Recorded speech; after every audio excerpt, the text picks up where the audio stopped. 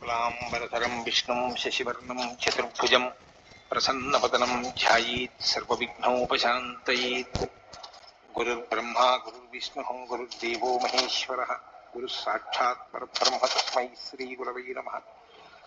व्यासाय विष्णुरूपाय व्यासरूपाय विष्णवे नमो वै ब्रह्मनिधये वासिष्ठाय नमो नमः। कूजन्तं राम रामेति मधुरं मधुराक्षरम् आरुह्य कविताशाखां वन्दे वाल्मीकिकोकिलम्। श्रुतिस्मृतिपुराणानाम् आलयं करुणालयं नमामि भगवत्पादशङ्करं लोकशङ्करम्। सदाशिवसमारम्भां शङ्कराचार्यमध्यमाम् अस्मदाचार्यपर्यन्तां वन्दे गुरुपरम्पराम्। वागर्धाविव सम्पृक्तौ वागर्धप्रतिपत्तये जगतः पितरौ वन्दे पार्वतीपरमेश्वरौ। सूक्तिं समग्रयितु न स्वयमेव लक्ष्मीः श्रीरङ्गराजमहिषी मधुरैः कटाक्षैः वैदग्ध्यवर्णकुण्डकुम्भनगौरवैर्यां कण्डूलकर्णकुहराः कवयोधयन्ति। हैमोत्थपुण्ड्रमजहन्मकुटं सुनासं मन्दस्मितं मकरकुण्डलचारुगण्डं बिम्बाधरं बहुलदीर्घकृपाकटाक्षं श्रीवेङ्कटेशमुखमात्मनि सन्निधत्ताम्। मनोजवं मरुततुल्यवेगं जितेन्द्रियं बुद्धिमतां वरिष्ठं वातात्मजं वनरयूथमुख्यं श्रीरामदूतं शिरसा नमामि।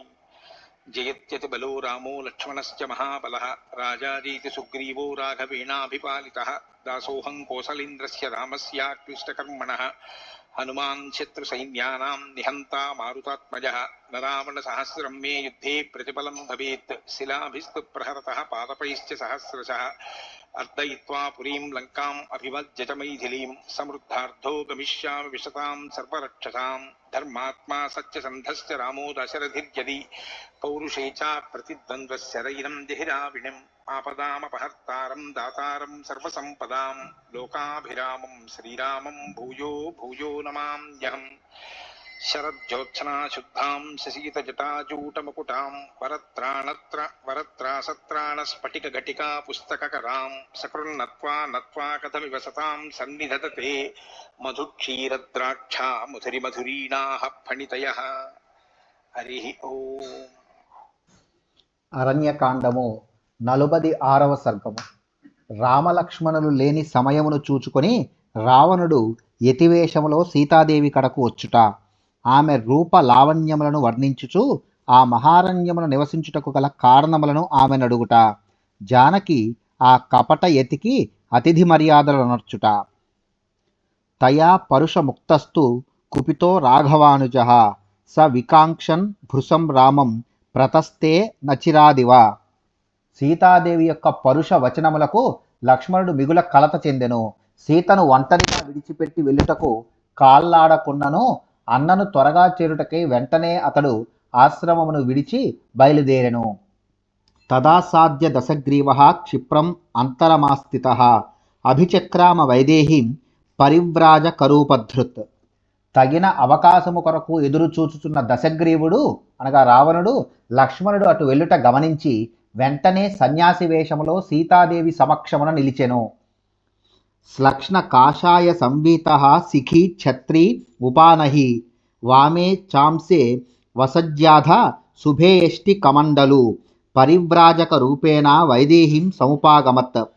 తామాససాదాతి బలో భ్రాతృభ్యాం రహితాం వనే రహితాం చంద్రసూర్యాభ్యాం సంధ్యామివ మహత్తమః. తామపశ్యత్ తతో బాలాం రామపత్నీం యశస్వినీం రోహిణీం శశినాహీనాం గ్రహవద్భృషదారుణః. వైదేహి సమీపమునకు యతి రూపమున వచ్చిన రావణుడు మృదువైన కాషాయ వస్త్రములను ధరించి ఉండెను. శిఖను ఛత్రమును పాదుకలను కలిగి ఉండెను. ఎడమ భుజమున దండమును కుడి చేతిలో కమండలమును ధరించి ఉండెను. సూర్యచంద్రులు లేని సంధ్యాకాలమునందు పెనుచీకటి వలె రామలక్ష్మణులు లేని ఆశ్రమమున ఆ అతిబలుడు సీతాదేవిని సమీపించెను. క్రూరుడైన రావణుడు పతివ్రత శిరోమణియు అమాయకురాలును అయిన ఆ రామపత్నిని చంద్రుడు లేని రోహిణిని క్రూరగ్రహములు వలె చూచెను. గ్రహములు అనగా అంగారకుడు, శని మొదలగు గ్రహములు. రోహిణిని చూచుట లోకమునకు అనర్థదాయకము. తముగ్రం పాపకర్మాణం జనస్థాన రుహాద్రువాః సమీక్ష న ప్రకంపంతే న ప్రవాతి చ మారుతః శీఘ్రశ్రోతాశ్చ తం దృష్ట్వా వీక్షంతం రక్తలోచనం స్థిమితం గంతుమారేభే భయాద్ గోదావరీ నది. క్రూరుడు పాపకృత్యములను వనర్చువాడు అయిన రావణుని చూచి దండకారణ్యమునందలి వృక్షముల కదలికలు ఆగిపోయెను. వాయువు ప్రసరించుట మానెను. పరవళ్ళు త్రొక్కుచూ ప్రవహించని గోదావరి నది ఎర్రబారిన కనులతో వీక్షించుచున్న రావణుని గమనించి నెమ్మదిగా అనగా వేగమును తగ్గించి ప్రవహింపసాగెను. రామస్య త్వంతర ప్రేప్సు దశగ్రీవస్తదంతరే ఉపతస్తే చ వైదేహీం భిక్షురూపేణ రావణ. రాముడు చిక్కుల పాలగు సమయము కొరకు ఎదురు చూచుచున్న దశగ్రీవుడైన రావణుడు అదను చూచుకొని భిక్షుకుని రూపములో వైదేహి కడకు వచ్చెను. అభవ్యో భవ్య రూపేణ భర్తారమనుశోచతీం అభ్యవర్తత వైదేహీం చిత్రామివ శనైశ్చర. పతిధ్యాసలోనే మునిగియున్న సీతాదేవి కడకు దుర్జనుడైన రావణుడు సాధు పురుషుని రూపములో శనిగ్రహము చిత్తా నక్షత్రమును వలె సమీపించెను. స పాపో భవ్యరూపేణ తృణైః కూప ఇవావృత అతిష్టత్ ప్రేక్ష్య వైదేహీం రామపత్నీం యశస్వినీం శుభాం రుచిరదంతోష్టీం పూర్ణచంద్ర నిభాననాం ఆసీనాం పర్ణశాలాయాం బాష్పశోకాభిపీడితాం సతాం పద్మపలాసాక్షీం పీత కౌసేయవాసినీం అభ్యగచ్చత వైదేహీం దుష్టచేతా నిశాచరః. గడ్డి పరకలచే కప్పబడిన కూపము వలె సత్పురుషుని రూపములో ఆవృతుడైన రావణుడు ఉత్తమురాలను రాముని ధర్మపత్నియు అయిన వైదేహిని చూచి అచట నిలిచెను. సీతాదేవి అందమైన పలువరస చక్కని పెదవులు గలది. నిండు చంద్రుని వలె ఆహ్లాదకరమైన ముఖము గలది. తామర రేకుల వంటి కన్నులు గలది. పట్టు పీతాంబరమును ధరించి ఉన్నది. రాముని యొక్క స్వరమును విన్నది మొదలు దిగులుతో కన్నీరు పెట్టుచున్నది. అట్టి వైదేహి పర్ణశాలయందు కూర్చుని ఉండగా ఆ రాక్షసుడు దురాలోచనాపరుడై ఆమెకు మరికొంత దగ్గర ఎగునట్లుగా అడుగిడెను. స మన్మథ శరావిష్టో బ్రహ్మఘోషం ఉదీరయన్ అబ్రవీత్ ప్రసృతం వాక్యం రహితే రాక్షసాధిపః. యతివేషమునకు తగినట్లుగా వేదమంత్రములను పఠించుచు అచటికి వచ్చిన రావణుడు ఆ నిర్జన ప్రదేశమున ఆమెను చూచి కామపరవశుడై ఆమెతో సవినయముగా ఇట్లనెను. తాముత్తమాం స్త్రియం లోకే పద్మహీనామివ శ్రియం విభ్రాజమానాం వపుషా రావణః ప్రశంసః. తను శోభలచే పద్మములను ధరింపని లక్ష్మీదేవి వలె ఒప్పుచు లోకోత్తర సౌందర్యవతి అయిన ఆ సీతాదేవితో ఆమెను ప్రశంసించుచు రావణుడిట్లనెను. కాత్వం కాంచన వర్ణాభే పీత కౌసేయవాసిని కమలానాం శుభాం మాలాం పద్మినీవ హి బిభ్రతి హ్రీః కీర్తిః శ్రీః శుభాలక్ష్మీ అప్సరా వా శుభాననే భూతిర్వాత్వం వరారోహే రతిర్వా స్వైరచారిణి. పట్టు పీతాంబరమును ధరించి బంగారు బొమ్మవలే విలసిల్లుచున్న ఓ వనిత నీవెవరు? నీ ముఖము, నేత్రములు, కరములు, పాదములు కమల శోభలను వెలార్చుచుండుటచే నీవు పద్మలత వలె విరాజిల్లుచున్నావు. ఓ ఇందువదన ఒప్పుల కుప్ప, నీవు పార్వతివా, కీర్తివా, శుభస్వరూపురాలవైన లక్ష్మివా, అప్సరసవ, ఐశ్వర్య రూపిణివా, స్వతంత్రురాలవైన రతీదేవివా? ఎవరు నీవు? సమాహ శిఖరిణః స్నిగ్ధాః పాండురా దశనాస్తవ విశాలే విమలే నేత్రే రక్తాంతే కృష్ణతారకే. విశాలం జఘనం పీనం ఊరు కరికరోపమౌ ఏతావుపచితౌ వృత్తౌ సంహతౌ సంప్రవల్గితౌ పీనోన్నతముఖౌ కాంతౌ స్నిగ్ధౌ తాళఫలోపమౌ మణిప్రవేకాభరణౌ రుచిరౌ తే పయోధరౌ చారుస్మితే చారుదతి చారునేత్రే విలాసిని మనోహరసి మే కాంతే నదీకూల మివాంభస. ఓ శుభాంగి, నీ దంతములు హెచ్చుతగ్గులు లేక మొనదేలి తెల్లని కాంతులను విరజిమ్ముచు నునుపుగానున్నవి. నీ నేత్రములు విశాలములు, స్వచ్ఛములు, కనుగొనల ఎందు ఎరుపెక్కి నల్లని కనినీకలు కలిగి ఉన్నవి. జఘనము విశాలమైనది, ఊరువులు ఏనుగు తొండముల వలె బలిష్టములైనవి. నీ పయోధరములు ఉన్నతములై గుండ్రముగానున్నవి. అవి దగ్గరగా చేరి కొంచెముగా కదులుచున్నవి. పరిపుష్టములై ఎత్తుగానున్నవి. తాళ ఫలము వలె నునుపుదేలి ఆకర్షణీయముగానున్నవి. మేలైన మనుల హారములతో శోభిల్లుచున్నవి. ఓ విలాసిని, నీ చిరునవ్వు కమనీయము. నీ పలువరసలు అద్భుతములు. నీ కనుల అందచందములు అపూర్వములు.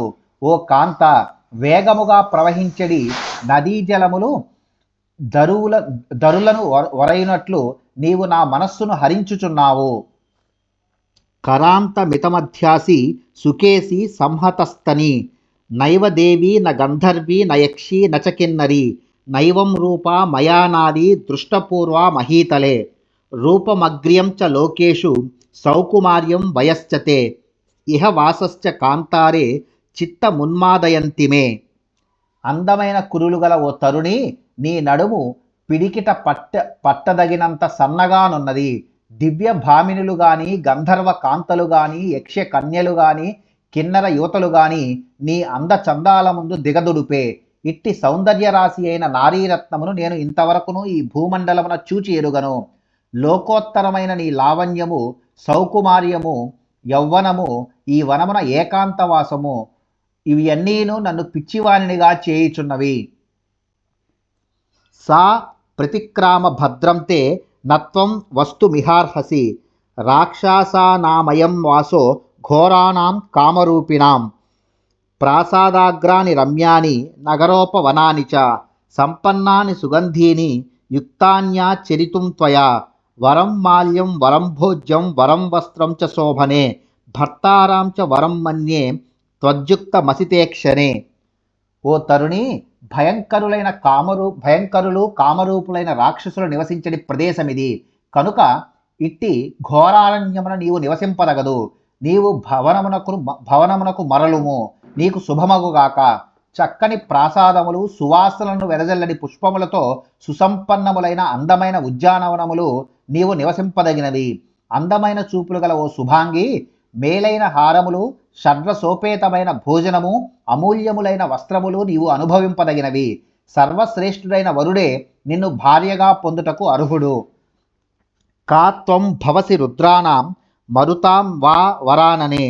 వసూనాం వా వరారోహే దేవతా ప్రతిభాసివే. ఓ వరానన, సర్వాంగ సుందరి, ఎవరు నీవు? రుద్రులకును, మరుత్తులకును, వసువులకును, ఆదిత్యులకును సంబంధించిన దేవతామూర్తివని నాకు తోచుచున్నది. నేహ గచ్చంతి గంధర్వా న దేవా నచకిన్నరాహ. రాక్షసానామయం వాసః కథం ను త్వమిహాగత. ఇది భయంకరులైన రాక్షసులకు నివాసము. అందువలన గంధర్వులు, దేవతలు, కిన్నరులు మొదలగు వారు ఎవ్వరునూ ఇచట సంచరింపరు. మరి ఇచటికి నీవెట్లు వచ్చితివి? ఇహ శాఖామృగా సింహ ద్వీపివ్యాఘ్ర మృగాస్తథా. వృక్షాస్తరక్షవః కంకాః కథం తేభ్యో న బిభ్యసి. మదాన్వితానాం ఘోరాణాం కుంజరాణాం తరస్వినాం. కథమేకా మహారణ్యే న బిభేషి వరాననే. ఈ అరణ్యమున వానరములను, సింహములు, చిరుతపులులు మొదలగు క్రూర జంతువులను, అట్లే ఎలుగుబంట్లను, మృగములను భక్షించని పెద్ద పులులను, రాబందులను సంచరించుచుండును. వాటికి నీవు భయపడుట లేదా? ఓ వరానన, బలిష్టములై భయమును గొలిపిడి మదపుటేనుగులు ఈ మహారణ్యమున తిరుగుచుండును.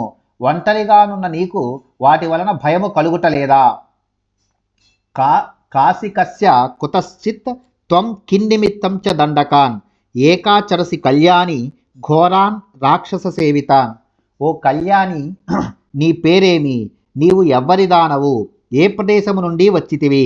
రాక్షసులు నివసించడి ఘోరమైన ఈ దండకారణ్యమున నీవు ఒంటరిగా సంచరించుటకు కారణమేమి? ఇది ప్రశస్త వైదేహి రావణేన దురాత్మన. ద్విజాతి వేషేణ హితం దృష్ట్వా రావణమాగతం. సర్వైరతిథి సత్కారై పూజయామాస మైథిలి. ఉపనీయాసనం పూర్వం పాద్యే నాభినిమంత్ర్య చ. అబ్రవీత్ సిద్ధమిత్యేవ తదా తం సౌమ్య దర్శనం. దురాలోచనాపరుడైన రావణుడు వైదేహిని ఇట్లు ప్రశంసించెను. యతివేషమున వచ్చిన రావణుని చూచి ఆమె వివిధములకు అతిథి మర్యాదలతో పూజించెను. సీతాదేవి ముందుగా ఆయనను ఆసనముపై కూర్చుండజేసి అర్ఘ్యపాద్యాదులతో సత్కరించెను. అనంతరము సాధువేషమునున్న అతనికి పక్వాన్నములు సిద్ధముగానున్నట్లు తెలిపెను. ద్విజాతి వేషేణ సమీక్ష్య మైథిలి సమాగతం పాత్ర కుసుంభదారిణం అసఖ్య ముద్వేష్టు మపాయ దర్శనం న్యమంత్ర యద్బ్రాహ్మణవత్ తదాంగన. కమండలువును కాషాయ వస్త్రమును ధరించి యతివేషములో వచ్చిన అతనిని మైథిలి తేరిపారజూచెను. అతడు లోలోన సీతాదేవిని అపహరింపవలెనని దుర్బుద్ధి కలిగియే ఉండెను. కానీ అతిథిగా వచ్చిన అతడు సాధువేషములో ఉన్నందున ఆమె అతనిని అనుమానించుటకు వీలు లేకుండెను. కనుక అతనిని ఆతిథ్యమునకు ఆహ్వానించెను. ఇయం బృసి బ్రాహ్మణ కామమాస్యతాం ఇదం చ పాద్యం ప్రతిగృహ్యతామితి ఇదం చ సిద్ధం వనజాతముత్తమం త్వదర్థమవ్యగ్రమిహోపభుజ్యతాం. ఓ బ్రాహ్మణుడా, ఈ ఆసనమును అలంకరింపుము, ఈ అర్ఘ్యపాద్యములను స్వీకరింపుము. వన్యములైన కందమూల ఫలాదులు నీ కొరకై సిద్ధముగా ఉన్నవి, సావధానముగా భుజింపుము. నిమంత్ర్యమానః ప్రతిపూర్ణ భాషిణీం నరేంద్రపత్నీం ప్రసమీక్ష్య మైథిలీం ప్రసహ్య తస్యా హరణే ధృతం మనః సమర్పయత్ స్వాత్మవధాయ రావణః. నిండు మనస్సుతో మృదువుగా ఆతిథ్యమునకు ఆహ్వానించుచున్న ఆ రామపత్నిని రావణుడు చూచెను. బలవంతముగా ఆమెను అపహరించి తన మృత్యువును కొని తెచ్చుకొనుటకు అతడు మనస్సులో నిశ్చయించుకొనెను. తతః సువేషం మృగయాగతం పతిం ప్రతిక్షమాన సహలక్ష్మణం తదా వివీక్షమానా హరితం దదర్శ తత్ మహద్వనం నైవతు రామలక్ష్మణౌ. అప్పుడు సీతాదేవి వేటకై వెళ్ళిన స్ఫురద్రూపియగు తన పతి లక్ష్మణునితో కూడి ఎప్పుడు వచ్చునాయని ఎదురు చూచుచుండెను. అట్లు వారు వెళ్ళిన దిక్కునకే చూచుచున్న ఆమెకు మహారణ్యమే కనబడెను గాని రామ లక్ష్మణుల అలికిడియే తెలియకుండెను. ఇత్యార్షే శ్రీమద్ రామాయణే వాల్మీకియే ఆదికావ్యే అరణ్యకాండే 44 సర్గః. వాల్మీకి మహర్షి విరచితమై ఆదికావ్యమైన శ్రీమద్ రామాయణమునందలి అరణ్యకాండమునందు ఇది 46వ సర్గము.